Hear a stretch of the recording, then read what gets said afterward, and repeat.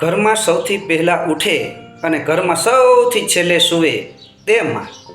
આજે મિત્રો mothers day છે, ત્યારે માતૃપ્રેમનો મહિમા ગાતી દામોદાસ ખુશાલદાસ બોટાદકરની કર્મે લખાયેલી એક સુંદર મજાની રચના કે મીઠા મધુ ને મીઠા મેહુલા રે લોલ એ થી તે મીઠી તે મોરી માત રે જનનીની જોડ સખી નહીં જડે રે લોલ.